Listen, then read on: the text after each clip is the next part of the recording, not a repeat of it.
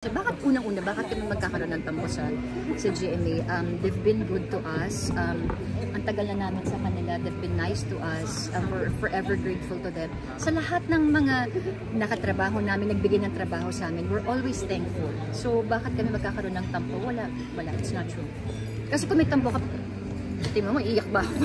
Kung may tampo ko, diba? Pero nag-start po yun doon sa Jimmy Gala, hindi po kayo nag-start? Ay, hindi talaga. No. That's the reason we just opted not to go, and they knew naman talaga because yun yung hype ng issue. You know, so parang umiwas lang kayo na iiwas kasi nga ito yung sinasabi ko na showbiz family kami pero hindi kami showbiz. We don't want to, you know, alam namin when to lie low, alam namin na ganito, so it's how you say things. Basta kami alam nila na hindi kami pupunta and they knew our reasons. Kaya natatawa na lang kami sabi, ay, hindi sila invited. Yung sabi ko, ay, talaga ba? Yung parang nakakapagod. Lahat na lang ng action namin may ibig sabihin sa kanila. So parang, okay, na lang muna. Pero grabe, no, Carmina, hindi ka nagmaldita. Siguro kung si ano yan, example kung si Rufa at si Aiko yan, nasa situation mo, attend kung attend. Ano ba? Rampa kung rampa. Siguro hindi ko na talaga siya character.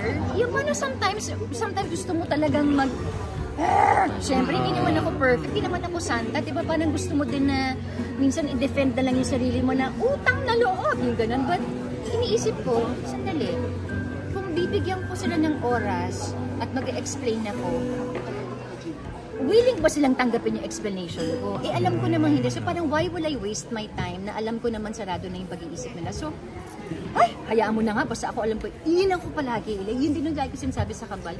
As long as you know the truth, ang importante dyan, alam ni God kung ano yung katotohanan. I mean, ano man, no, diba parang sabi, napaka-religious naman to. Yun na lang eh. Basta alam ni God naman na... yung parang pinapasuggest mo na yun. Oo. Kung alam naman ni God na wala kang inaapakan tao, hindi ka nang judge ng tao, yung in fact, yung mga bashers pa nag-judge sa'yo kasi sinasabihan nila na ginajudge ko daw si ganito. Alam mo, ha? Talaga ba? So parang, basta yun na lang, sabi ko na lang, yun na lang yung ano natin, basta malinis ang konsensya namin. At nakikita ko naman, nakakatulog kami peacefully at night. And that's what's important. Bakit adopted son si Andrew? Ewan ko ba? Ever since yan. Ever since. Kasi siguro parang, ay, sabay, love you, Nick! Interview mo ba? Ha? Kasi di ba yung itsura niya, parang itsura ni Maverick, yung Mr. Suhin, yung ganyan. So, matagal na kaming close ni Andre. So, lagi ko na siyang parang naging running joke na namin siya na is part of the family. Na gano'n. Matagal na yan, ilang years ago na yan. Si Andre lang adopted. Si Andre. Hindi ka pa nami-meet yung kapatid niya. Hindi ka pa nami-meet. Ha? Si Andre lang. Tsaka magkasama kayo syempre sa... Ayun, saka even before nagkasama kami sa show, basta adopted sana yung tawag namin sa kanya. Gusto daw magpa-adopt din ng kapatid. Wala namang problema sa akin, the more the merrier. Why not? Kasi gusto ko talaga ng big family. Tsaka wala nang nag-unfollow sa'yo, di ba? Ngayon? Para matapos na lang ito sa kanya. Ba si Kayo before? Oo naman! Nagkasama sila sa Kambal Karibal. Of course, we work together. Parang ayoko na lang magsalita. Kasi ito na nga, pag magsasalita na naman ako, sasabihin na naman nila, ayoko na lang. Kasi iba yung sa TikTok. Kasi iba masamain na naman ng mga ibang. Kahit na sabihin mong, I wish her well, kahit may sasabihin akong maganda, sasabihin nila plastic. So better not to say anything na lang. Pero willing to work with her pa rin.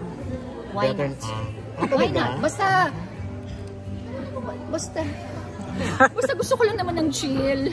Ayoko na ng stress and pressure. I just want to be chill. Anong gusto mo next project? Gusto mo naman kontrabida naman? Ano ba? Parang iniisip ko nga, pero parang doon sa ginagawa nila Ate Pinky, parang nahihirapan ako. So, hindi ako sure.